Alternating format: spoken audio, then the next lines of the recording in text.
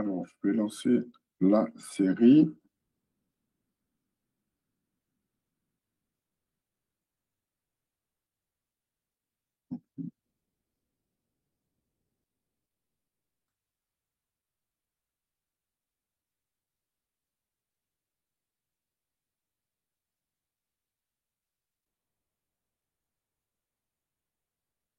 Et dès que vous posez une question, surtout, vous activez le micro et vous le désactivez de suite.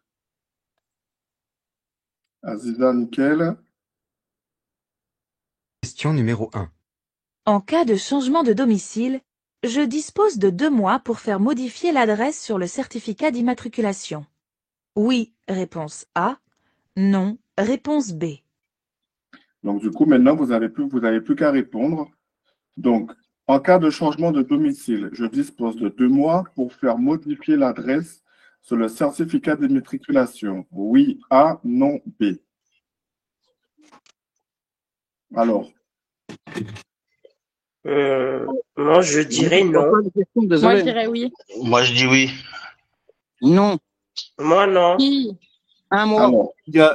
alors, Normalement, on a 2 mois. pour ceux qui me disent oui, pour quelle raison vous me dites oui? Pourquoi on dispose de 2 mois?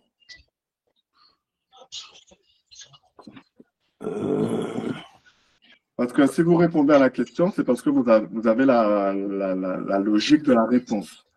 Donc, moi, j'ai envie de savoir aussi maintenant pourquoi vous me mettez cette réponse-là. Donc, est-ce que c'est parce que vous l'avez entendu quelque part? Est-ce que ce sont des suppositions? Non, nous, moi, c'est la police qui m'avait dit que j'avais 2 mois que pour changer ma carte grise, pour un changement d'adresse.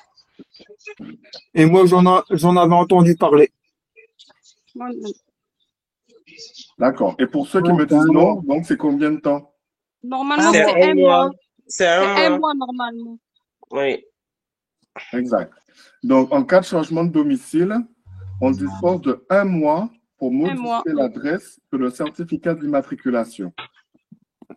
Donc, ça a changé. Hein. Il y a quelques années en arrière, c'était 2 mois.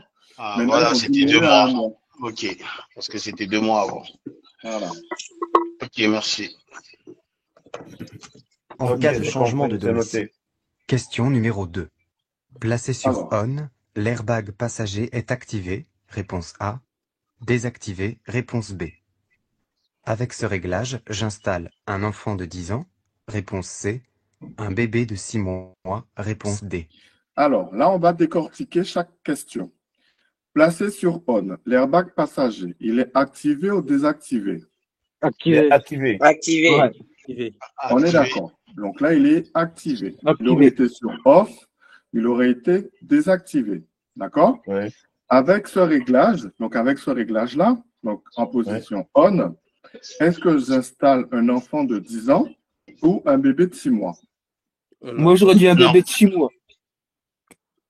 Un bébé de 6 mois. Moi, c'est 6 mois et 10 ans, parce que c'est les deux, mais donc on peut dire. C'est les deux. Les deux. Alors déjà, placé sur on, l'airbag passager est, on a dit activé, donc c'est la A. Et là, vous me dites la C et la D. Non, non. Il faut qu'il soit désactivé. Un bébé de, la D. La D. Ouais. Ni l'un ni l'autre. Ni l'un ni Non. Ni l'un ni l'autre. Ni l'un ni l'autre. Ah, non. Moi, je prends D. Alors, avec ce réglage, donc sur on. Sur on, il faut. On peut installer un enfant de 10 ans. Avec un réhausseur. Voilà, il faut un enfant de 10 ans avec un réhausseur s'il ne voit pas la route. S'il voit la route, il n'y a pas besoin de réhausseur. Et sur on, donc un bébé de 6 mois. On n'installe pas.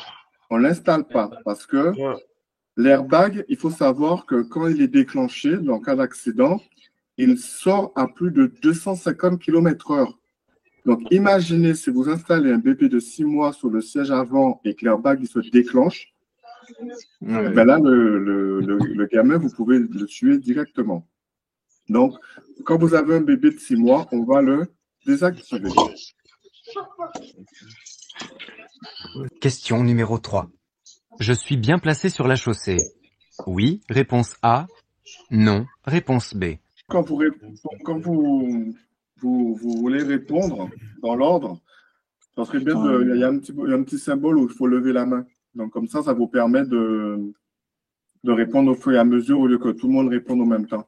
Alors, je suis bien placé sur la chaussée. Oui, A, non, B. Donc, là, on voit qu'on a une voie de... non. Pour moi, non. Pour moi, oui. Alors là, on a une voie moi, de sortie. D'accord? Là, on voit qu'on est sur une voie à sens unique. Donc, on peut aller que dans ce sens-là. Ici, on a un véhicule qui est en train de nous dépasser parce qu'il est sur la voie du milieu, de gauche. Oui. Et en France, jusqu'à preuve du contraire, on roule de quel côté? À droite. À droite. À droite. Il n'y a personne devant, donc on n'est pas en train de faire un dépassement. On n'a aucune raison d'être soit sur la voie du milieu, soit sur la voie de gauche, qui sont faites uniquement en cas de dépassement. Pourquoi les pointillés ici et ici sont différents? Les pointillés du milieu et les pointillés ici, pourquoi ils sont différents? Pour le milieu, ça permet de faire la différence de sécurité. La quoi? La différence de sécurité. Oui. C'est quoi la différence de sécurité? C'est quoi la différence de sécurité? Par rapport aux écarts des traits blancs, par rapport à ceux qui nous précèdent. D'accord. Et ceux-là, c'est quoi? Ça doit être. On va arriver dans une voie de désaccélération pour sortir de l'autoroute. Non. Non. La voie de désaccélération, elle est là, c'est de la voie que tu parles. Elle est juste là. Ah ouais, alors.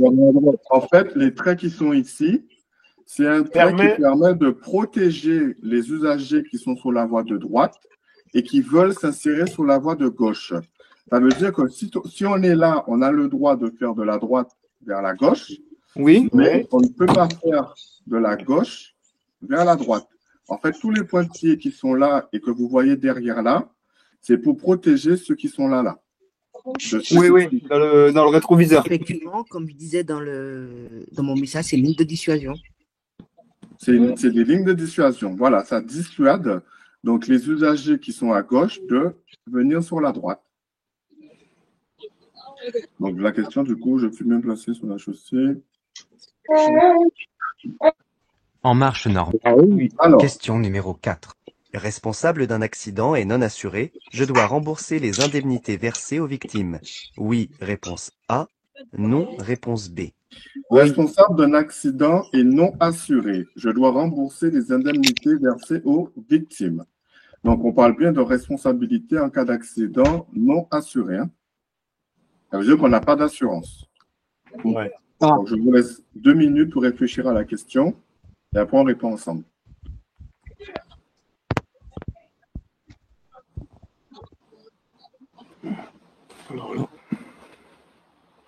Moi, je dis, on n'est pas assuré, on paye.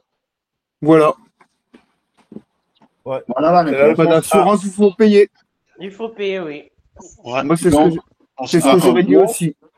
Il faut être assuré parce que si on n'est pas assuré et qu'on a un accident de la route et qu'on est responsable, ben on paye toute notre vie. Donc, même si on n'est pas responsable. Alors que, même si on n'est pas responsable. Alors que, c'est ce que j'allais dire. Alors que même si on est assuré et qu'on a un accident, il faut payer. Qu'on est responsable, on paye toute notre vie. Donc, vaut mieux être assuré, donc payer une assurance, que de rouler sans assurance. Surtout que maintenant, vous savez que la vignette verte, elle est plus obligatoire sur le véhicule. Donc, les forces de l'ordre, maintenant, ils rentrent l'immatriculation de votre véhicule dans leur fichier et ça va leur sortir direct si vous êtes assuré ou pas. C'est quoi rouler avec un défaut d'assurance? C'est combien d'euros d'amende? 600 euros. Ça dépend, ça fait 600 et quelques. Oui, ça dépend. 600 et quelques euros. Si c'est majoré ou si c'est minoré? Minoré. 600 euros, c'est l'amende tout de suite. Oui, c'est une amende, ça c'est sûr. Et après, c'est Après, ça monte, c'est majoré. c'est environ 650 euros ça peut varier. Ça peut être entre 650 € et 3500 € si on est récidiviste. Donc, récidiviste, ça veut dire si on a déjà commis l'infraction et qu'on la reconnaît de nouveau. Plus l'immobilisation du véhicule. Plus l'immobilisation du véhicule. C'est ça. Lorsqu'un conducteur... Question numéro 5. Alors, l'application e-constat a la même valeur qu'un constat amiable papier. Oui, réponse A. Non, réponse B. Il est possible d'ajouter des photos. Réponse C. De faire un dessin de l'accident. Réponse D. Déjà, vous connaissez le e-constat? Oui. C'est la même chose que le constat amiable, sauf que c'est directement sur le téléphone. Et après, ça part directement aux assurances. La réponse c'est ABC. Oui. Oui, ABC? on peut faire, ouais. Non. ACD. ACD plutôt. ACD, pardon. ACD, parce que ABC, tu aurais répondu oui ou non à la même valeur que le constat amiable papier. Donc ça, c'est pareil. C'est pas parce qu'on a l'application e-constat sur son téléphone qu'on ne prend pas de constat papier. Parce que le constat que vous envoyez à l'assurance, avec les bugs informatiques, ça peut très bien se perdre. Alors que si vous avez un constat papier, vous avez un exemplaire que vous pouvez faire les photocopies, garder une copie et envoyer notre copie à l'assurance. Au moins, comme ça, vous êtes sûr que l'assurance va le recevoir. On a combien de jours pour déclarer un accident à son assurance? 5 jours. 5 jours? Ouais. 5 jours. C'est bien ça. 5 jours. 5 jours ouvrables, ouais. 5 jours ouvrés. Ça veut dire que si vous avez l'accident le samedi, vous comptez le lundi jusqu'au vendredi. Le week-end, ça compte pas. 5 jours ouvrés, ouais. L'application. Question numéro 6. Alors, en circulant sans être assuré, je risque un retrait de points. Réponse A. L'annulation de mon permis. Réponse B. La confiscation de mon véhicule. Réponse C. Alors ça, on a répondu tout à l'heure à la question. Donc, en circulant sans être assuré, je risque un retrait de points, l'annulation de mon permis ou la confiscation de mon véhicule. La réponse est B et C. L'annulation de mon permis et la confiscation de mon véhicule. Ouais. Tout le monde est d'accord avec ça? Ouais. Oui. Alors, quand on roule sans assurance, on annule le permis. Moi, je dirais les trois, non? Oui, c'est la nouvelle loi qui est sortie. Il y en a, j'ai entendu, moi, je dirais les trois. A, B, C. Oui. Il y a forcément une question, il y a forcément une réponse qui n'est pas bonne. Non, mais donc, vous dites que c'est ABC? Non, j'ai entendu quand quelqu'un a dit c'est A, B et C. Non, en circulant sans être assuré. Déjà, il faut savoir est-ce que c'est une infraction ou est-ce que c'est un délit de rouler sans assurance. C'est un délit. C'est un délit. Donc, un délit est puni donc, par un tribunal. Ça veut dire qu'on passe devant le juge et le juge, il statue comme quoi on a fait un délit au code de la route. Donc, c'est une sanction. Donc là, pour le fait de rouler sans être assuré, est-ce qu'il va nous enlever des points? Non. Est-ce qu'on va avoir une annulation de permis? Oui. Oui. Et la confiscation de mon véhicule? Oui. Oui. Alors, on va effectivement avoir la confiscation de mon véhicule. L'annulation de mon permis, ça intervient normalement si on a un retrait de points. Mais comme là, vous commettez un délit.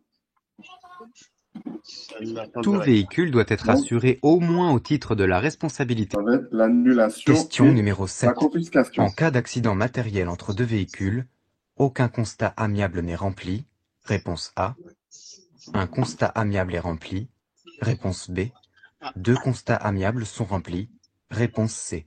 Alors, un seul en constat. cas d'accident matériel entre deux véhicules, aucun constat amiable n'est rempli. Donc, quand vous avez un accident, même si c'est une égratignure qu'il y a sur la voiture, faites toujours un constat amiable. C'est ce qui va vous permettre de vous sauver auprès de l'assurance, si jamais il y a des réparations à faire pour une voiture.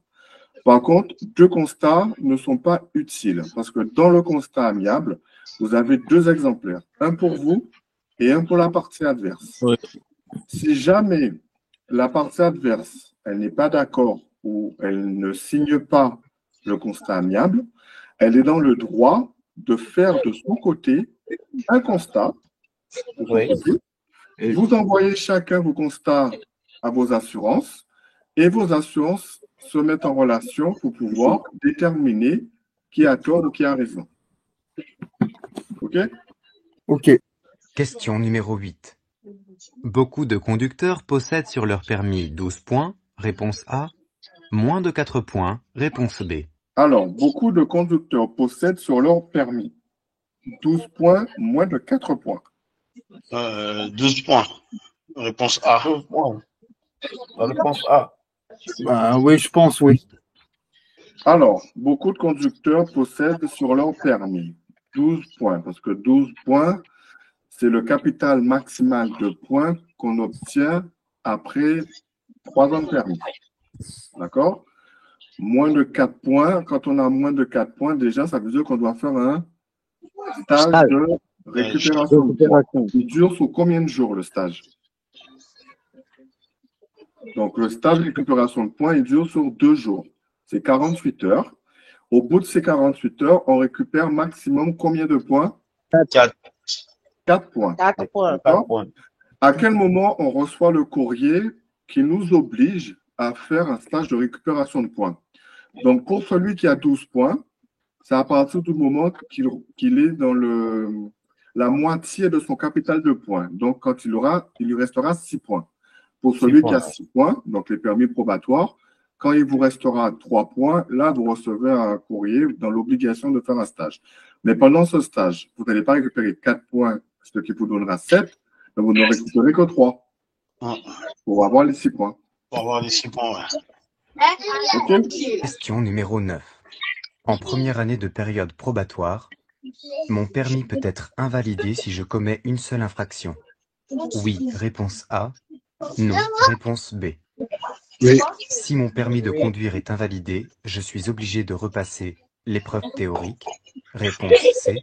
Alors, l'épreuve pratique. en première Réponse année D. de période probatoire, mon permis peut être invalidé si je commets une seule infraction. Oui. Oui. Alors, Oui. laquelle, par exemple? Alcool. L'alcool, les cafés, L'alcoolisme, ouais. Le les produits stupéfiant, ouais. stupéfiants. Voilà, stupéfiants, alcool. Donc, c'est-à-dire que vous avez un permis à 6 points. D'accord? Ouais. Donc, Ouais. pour une infraction sur l'alcool, c'est 6 points. Donc, 6 moins 6, ça fait 0. Donc, ça fait permis invalidé. Et on doit repasser. Alors, est-ce qu'on repasse juste le code ou juste On repasse la tout. pratique? Non, Ou les deux? on repasse et la théorie et la pratique.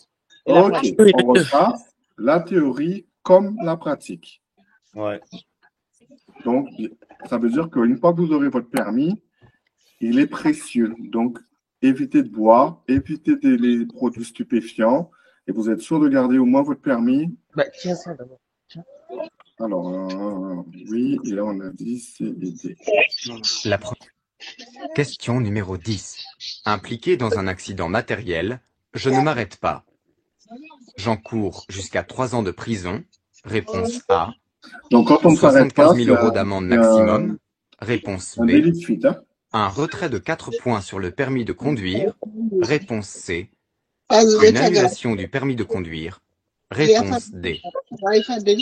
Alors, ABD. A, B et D. ABD. alors, attendez. ABD. Moi, j'aurais dit ABC, moi. Non, A, B. ABD. Alors, vous m'avez dit A, Parce que c'est un B. délit. Voilà. Très bien, c'est un A, B délit. et D. Donc, on a jusqu'à une peine de prison de 3 ans. Voilà, On a c'est un également délit. une amende qui sera de 75 000 000 euros minimum. Annulation du permis. Et on a une annulation du permis. 75. Ouais. Oui, 75 000. 75 000 euros d'amende, oui. C'est beaucoup pour avoir fait un délit de fuite. C'est un délit. C'est pour un délit de fuite, ça. Et pour un délit de fuite, Au donc, quand on maximum. ne s'arrête pas, qu'on a causé un accident matériel et qu'on ne s'arrête pas, si les forces de l'ordre vous arrêtent plus tard, vous avez jusqu'à 3 ans de prison, 75 000 € d'amende et une annulation du permis de conduire. Après, en fonction du juge, il peut décider de vous faire l'annulation de permis, mais pas forcément les 75 000 € d'amende. Hein. J'ai déjà vu le cas où j'ai un élève, par exemple, qui avait fait un délit de fuite. Maintenant, il peut repasser son permis, mais il a eu que l'annulation du permis de conduire. Et il n'a pas eu l'amende à payer. Et il n'a pas eu la peine de prison. Donc, alors. Ok, déjà, est-ce que sur ça, vous avez des questions? Donc, sur ces questions-là, est-ce que vous aimeriez revenir sur une question que vous n'avez pas compris? Non, moi, c'est bon. Oui. Moi aussi, c'est bon. Je voudrais Oui. poser une question. Alors, attendez.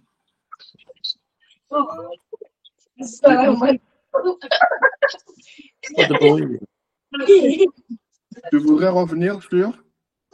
Non, je voudrais poser une question. Oui. En fait, vous avez parlé de faire le stage en cas de retrait de points de 4 points. Oui. De faire le stage, c'est comment dirais-je? C'est où exactement on pourrait faire ce stage-là? Alors, le stage, c'est dans les centres de récupération de points. Donc, vous vous présentez. Donc, c'est soit ils sont en partenariat avec une auto-école, et là, l'auto-école va vous inscrire dans le stage. C'est soit vous allez directement vous tapez sur Google centre récupération de points. Vous allez avoir la liste des centres de votre ville. Vous vous présentez, vous vous inscrivez. Donc, les stages, le prix varie. Hein. Ça dépend, c'est entre 150 et 300 € à peu près, hein, les stages de récupération de points. Ça dure sur 2 jours. Il y a un psychologue et un intervenant de la sécurité routière pendant 2 jours qui vont vous expliquer un petit peu tout ce qui concerne l'alcool, les stupéfiants, le constat amiable. Ils vont vous parler de ces différents thèmes-là. Vous allez faire un tour de table, dire pourquoi vous êtes là, combien de points vous avez perdu et tout ça. Voilà. Et à la fin de ce stage, donc si vous faites le stage vendredi, samedi, le lundi, vous récupérez les points que vous avez perdus. Et à savoir que le stage, il peut être remboursé. Donc, si vous gardez l'attestation comme quoi vous avez effectué le stage de récupération de points et vous l'envoyez comme justificatif à la préfecture, on vous rembourse ce que vous avez payé pour faire le stage. Ok. C'est bien. J'ai compris. Après, il vaut mieux éviter d'en faire. Donc, pour éviter d'en faire, il vaut mieux garder ça. Oui, c'est mieux, c'est mieux. J'ai une question, est-ce qu'on peut le faire quand on est jeune conducteur? Bien sûr. Quand on est jeune conducteur, on part avec un permis à 6 points. Si on a perdu 3 points, ça veut dire la moitié de son capital de points. On peut très bien faire un stage de récupération de points. Le stage, tout conducteur peut le faire. Okay. Même pour récupérer un point, je peux faire un stage de récupération de points. Est-ce qu'il y a d'autres questions sur les questions qu'on a vues? Non, c'est bon. Moi, non. C'est bon? Alors, on va faire une deuxième série. Question numéro 1. Je règle le volant en hauteur, réponse A. Vers la droite, réponse B. Vers la gauche, réponse C. En profondeur, réponse D. Alors, quand vous montez dans la voiture, que vous devez faire l'installation poste de conduite, vous savez que vous pouvez régler le volant.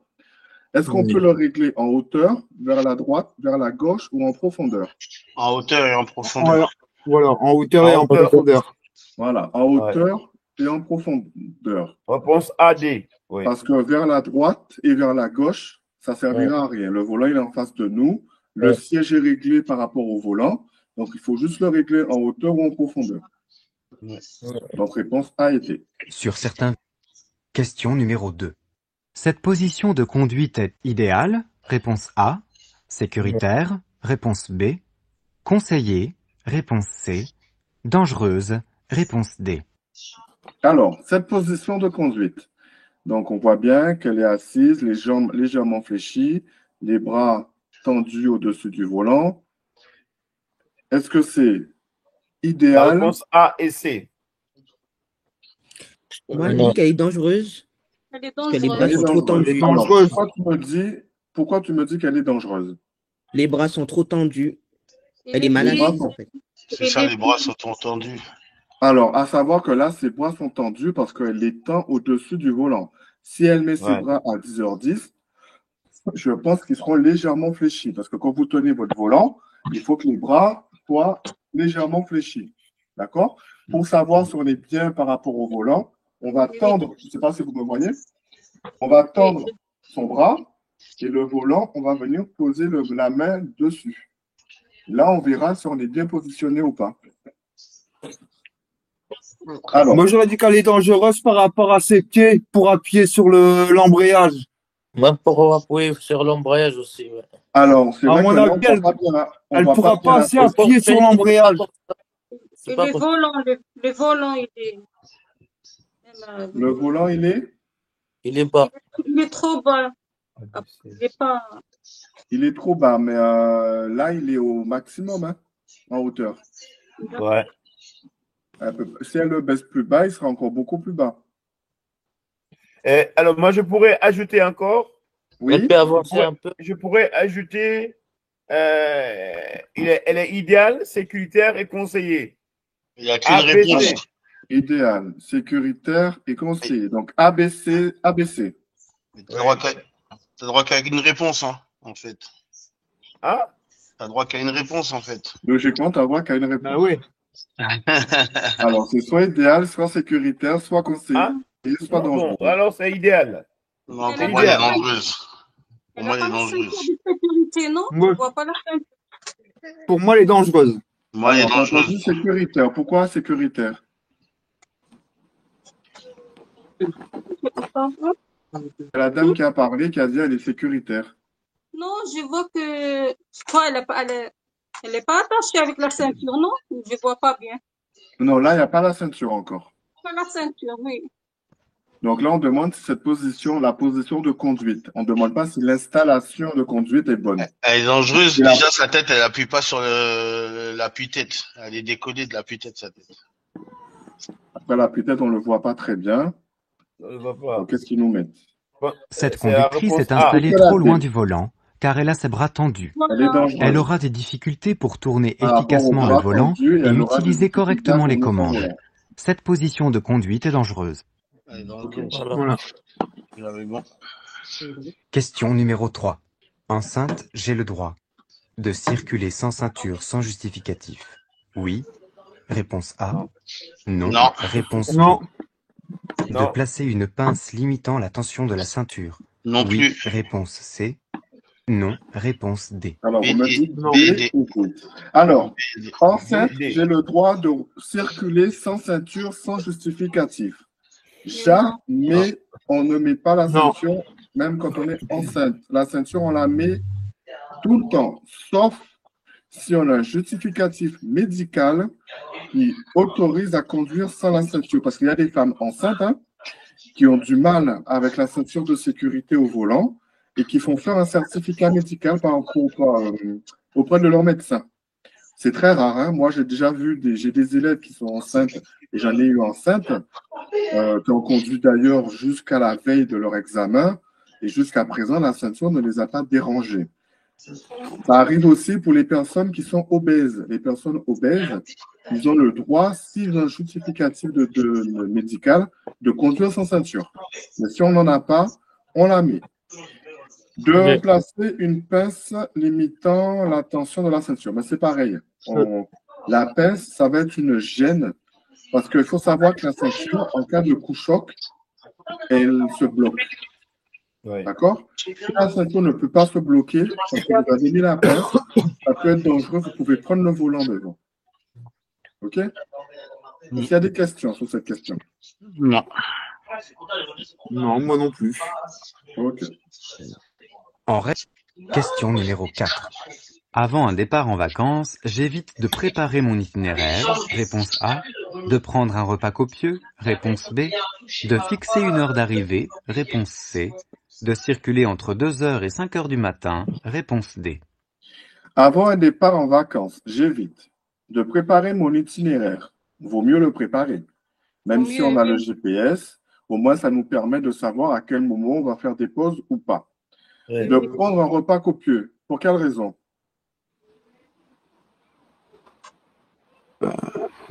ça donne de on a envie de dormir après un repas copieux. Exactement, parce que si Voilà. on prend un repas copieux, on aura tendance, surtout après midi, donc après manger, on aura tendance à s'endormir. Donc on évite de fixer une heure d'arrivée. Non. Bah, moi, non plus. Non, parce qu'on va Après, avec les embouteillages et tout. On va vouloir à tout prix arriver à l'heure qu'on avait prévu. Donc, voilà. Et c'est là qu'on risquerait d'avoir des accidents. Voilà, on risque de créer un accident parce que on va se fixer une heure, on va se dire juste, je suis en retard, il faut que je me dépêche. Donc, on risque de créer un accident et de circuler entre 2h et 5h du matin. Je dirais non, pareil. C'est à ce moment-là qu'on dort. Donc, en général, on est fatigué à cette heure. Entre 2h et 5h du matin, alors. C'est vrai qu'il y a moins de monde sur les routes, mais bon, c'est dangereux quand même. C'est vrai. Moi, j'aurais eu tendance à la mettre parce que c'est vrai qu'entre 2h et 5h du matin, il n'y a personne sur les routes, c'est tranquille, mais ça n'empêche pas le danger. Parce qu'on est fatigué. Ça n'empêche pas. Les routes où il n'y a personne, on se dit, on relâche un peu, on se dit, bon, allez, il n'y a personne, je me relâche un peu. La vigilance est beaucoup moins.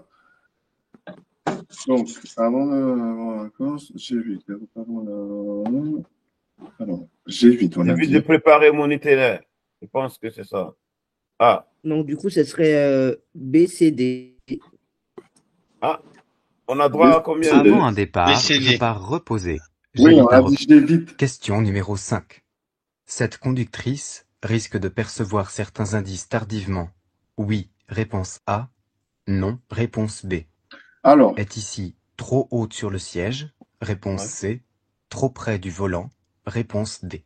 Alors, cette conductrice risque de percevoir certains indices tardivement. Pour quelle raison? Oui ou non? Elle est trop près du volant.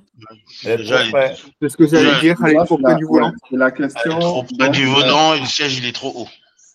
Alors, le siège est trop haut. Et ici, trop haute sur le siège. Vous m'avez dit oui. Oui. Trop près du volant, vous m'avez dit oui. Oui. Donc là, on voit qu'elle est trop haute. Les jambes, elles touchent à peine les pédales. Là, on voit qu'elle est un peu près du volant parce qu'elle a les bras qui sont plus que fléchis. Ouais. Et donc, elle risque de percevoir certains indices tardivement. Oui. Je pense aussi. Oui. Ok. Une installation conforme. Question numéro 6. Mon rétroviseur intérieur est bien réglé quand je peux voir mon visage. Réponse A.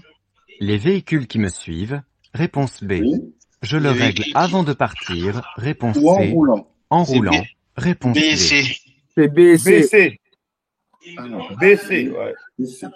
Mon rétroviseur intérieur est bien réglé quand je peux voir mon visage ou les véhicules qui me suivent. Donc, dans le rétroviseur intérieur, déjà, on doit voir toute la vitre arrière. On voit son visage aussi, ABC. Alors, dans le rétroviseur intérieur, on doit voir les véhicules.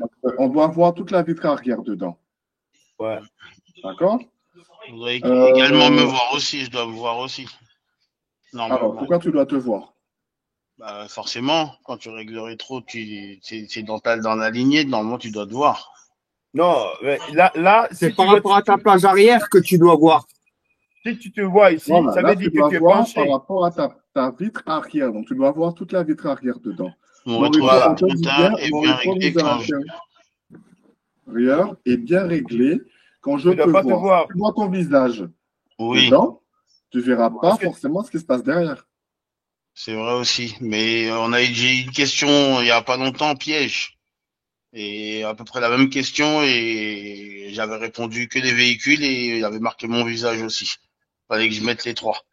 Parce que le visage, tu le vois dans un coin du rétro. Tu ne le vois pas dans tout le rétro. En fait, c'est peut-être ce que tu veux m'expliquer. En fait, le rétro, quand tu le règles, oui, effectivement, tu dois le régler par rapport à ta vitre arrière. Oui. Mais dans ton rétro, tu verras forcément ton visage.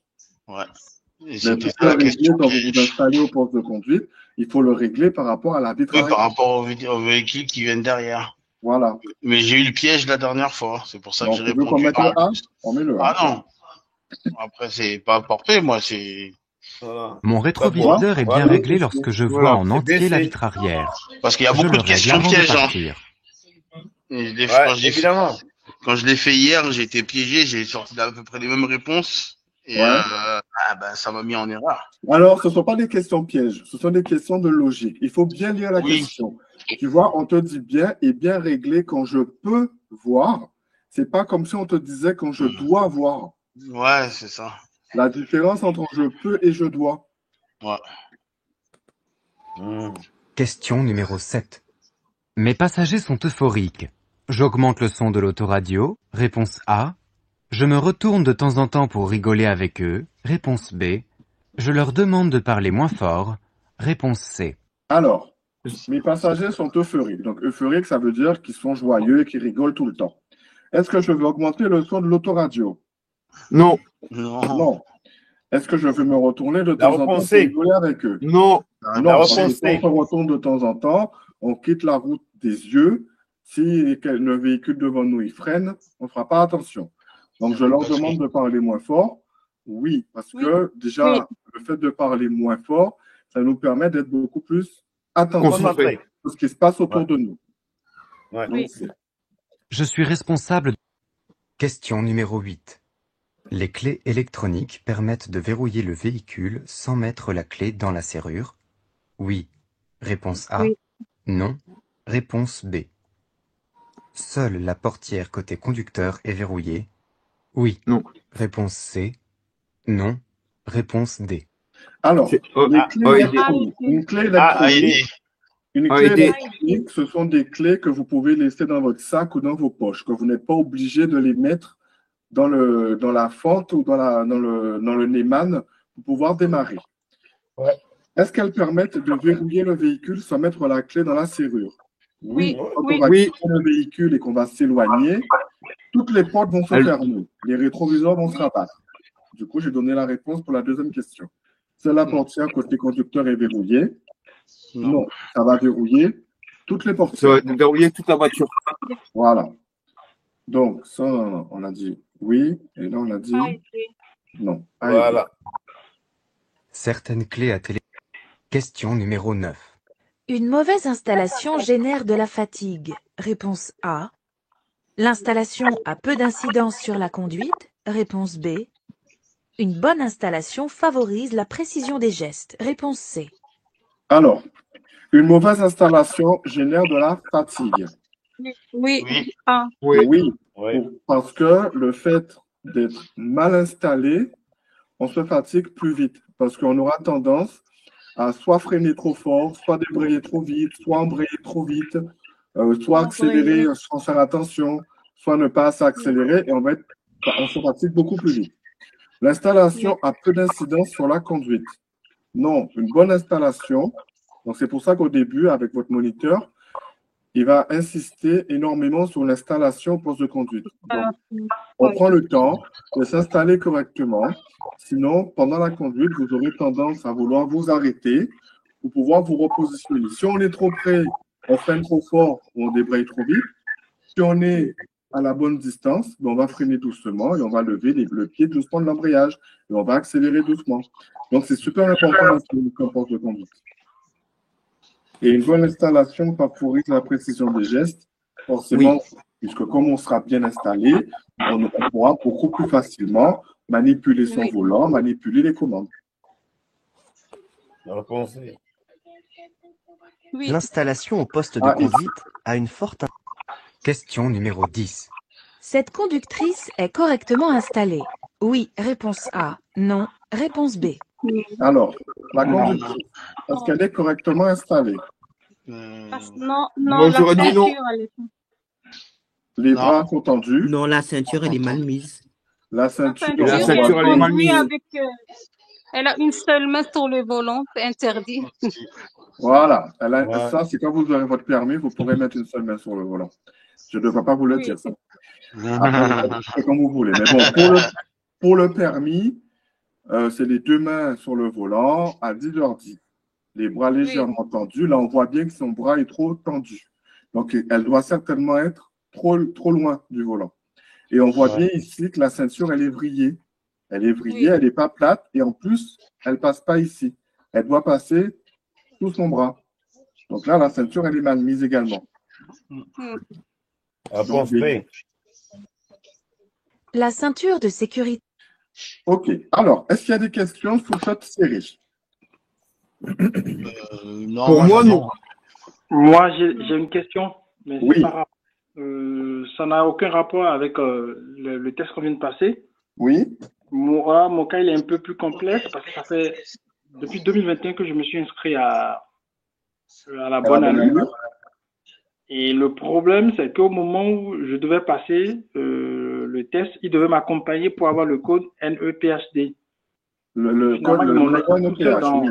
Comment c'est l'école l'auto-école qui devait s'en occuper ou bien c'est au candidat Alors, normalement, c'est pas la bonne allure qui s'en occupe, hein, c'est les élèves qui doivent prendre leur numéro NEPH. Donc, pour avoir ton numéro NEPH, il faut que tu passes par le site de l'ANTS. Oui, ben, je l'ai déjà fait. Donc, voilà. En tout cas, bon, merci pour le retour. Tu as ton numéro NEPH? Là, je viens de commencer. Là, il me faut une attestation du médecin. Voilà, justement. C'est après ça maintenant qu'ils vont t'envoyer un numéro. Voilà, une fois que tu auras envoyé ton dossier à la NTS, parce que la NTS, c'est le site national des permis de conduire. Donc, une fois que tu auras envoyé ton dossier à la NTS, tu vas recevoir ton numéro NEPH directement par mail. Et avec ce numéro NEPH, tu vas pouvoir passer l'examen du code en candidat libre. Donc, il faudra s'inscrire sur la poste.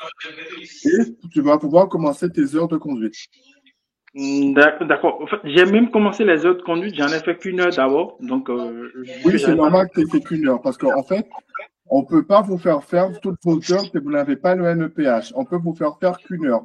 C'est l'heure d'évaluation. Une fois que tu auras ton numéro NEPH, tu pourras faire le code et la conduite en même temps si ton moniteur il est d'accord. D'accord. Voilà. Est-ce qu'il y a d'autres questions? Moi, j'ai la même question un peu. J'ai la même question. Oui. Moi, j'ai envoyé mon dossier à la NTS. Ouais. J'ai toujours pas reçu de code NEPH. J'ai des heures. Tu l'as envoyé quand? Depuis la semaine dernière. Ah oui, c'est normal. Il y a un mois et demi, 2 mois d'attente. Il y a un délai d'un mois. Un mois d'attente. Un mois et demi, 2 mois d'attente en ce moment à la NTS. D'accord. Alors, les heures de conduite que j'ai programmées, là, parce qu'on a avec la bonne allure, on a programmé des heures de conduite, ça sert à rien faut que je les annule alors. Ah ben, vaut mieux les annuler parce que tu peux mettre déjà 1 heure pour faire l'heure d'évaluation, mais tant que tu n'as pas ton numéro NEPH, tu ne pourras pas faire toutes tes heures de conduite. D'accord. Parce que le NEPH, c'est ce qui va dire que, comme quoi, que tu t'es inscrit pour passer ton permis de conduire. Donc, c'est ce qui va te permettre de pouvoir faire tes heures de conduite. Sans ce NEPH-là, si jamais tu te fais, en fait, l'auto-école se fait contrôler, ça peut risquer une amende. Ok, donc parce qu'on avait déjà programmé des heures et je vais les annuler alors. C'est la bonne allure qui a programmé les heures pour toi? Ma femme, elle a vu, ils avaient appelé et ma femme, elle a pris Faut pas hésiter à leur dire à la bonne allure quand ils vous appellent pour planifier vos heures. Soit vous leur dites, vous planifierez vous-même vos heures avec votre moniteur, soit vous attendez votre NEPH pour le faire. Moi, voilà, je préfère le faire avec mes élèves, comme ça on se cautionne un planning et je sais où ils en sont, je sais s'ils ont un NEPH ou pas. D'accord. Ouais, parce que si ça met un mois à arriver, ils nous ont pris. Ouais, c'est à peu près 1 mois et demi, 2 mois en ce moment. Ah ouais. Ouais. Okay. Est-ce qu'il y a d'autres questions? Non, ce sera tout pour moi. Ouais, moi, c'est bon. Ok. Bon, ben, s'il n'y a plus de questions. Non, pour moi, c'est bon aussi. Je vais déjà arrêter ça. Ok. Donc, s'il n'y a plus de questions, je vous dis, donc lundi prochain, pareil, il y a d'autres. On fera comme on a fait aujourd'hui, donc 2 séries de 10. Et je pense que d'ici début juin, on commencera à attaquer les séries de 40 questions. Donc, on commencera à avoir 40 questions pour commencer à vous mettre en condition de l'examen. Ok. Est-ce qu'il y a des questions sur le code ou sur le NEPH ou sur le fonctionnement de la bonne allure, du planning ou pas? Non, c'est bon. Non, moi, c'est bon. Moi, j'ai une question, s'il vous plaît. Oui. En fait, moi, je crois bien que j'ai déposé tous mes dossiers et j'ai reçu mon numéro de NPH.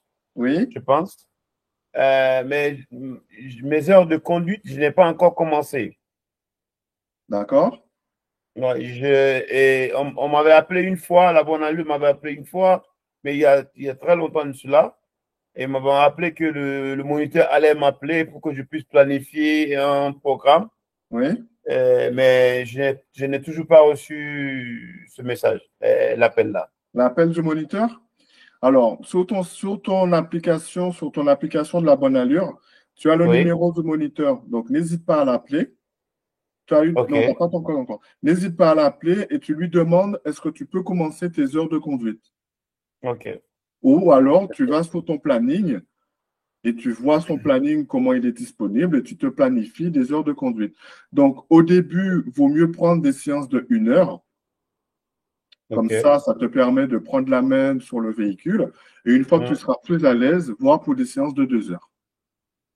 Et si en fonction du forfait que vous avez, ne posez pas toutes vos heures non plus. Parce que le but, c'est que vous passiez votre code avant de passer votre permis. La loi française, elle est comme ça. Donc, vous mettez quelques heures. Comme ça vous permet de faire les deux en même temps. Ça va vous permettre également de vous aider même si vous faites les séances de code, de faire les deux en même temps. Et une fois que vous vous sentirez à l'aise que vous aurez passé votre code, ben là, vous enchaînez les heures de conduite. OK. Mais moi, mon cas, déjà, moi, je conduis déjà. Moi, je conduis. Tu as déjà un permis ou pas? Si vous voyez, moi, mon permis, je devais changer. Mais maintenant, la loi a changé, on ne change plus maintenant les permis. Donc, il faut que je passe. Donc, c'est pourquoi, déjà, moi, je conduis. Bon, je peux dire déjà, comme ça. fais 1 heure avec ton moniteur. Prends-toi 1 heure avec ton moniteur. Et je n'ai pas encore fait. Avec lui et tu vois ce qu'il te dit. S'il te dit oui, allez, on peut commencer les séances de 2 heures, ben, tu fais des séances de 2 heures. S'il te dit, ben, écoute, une fois que tu auras ton code, on enchaîne les heures de conduite pour passer le permis rapidement, tu vois avec lui. Chaque moniteur a une façon de travailler différente. C'est pour ça qu'il vaut mieux voir directement avec vos moniteurs. OK, ça marche. Je vous remercie. De rien. Plus de questions? Non, pour moi, c'est bon. OK. Dans ce cas-là, je vous dis bonne soirée à tous. Merci. Merci à vous aussi. Merci. Et on se dit à lundi prochain. Donc,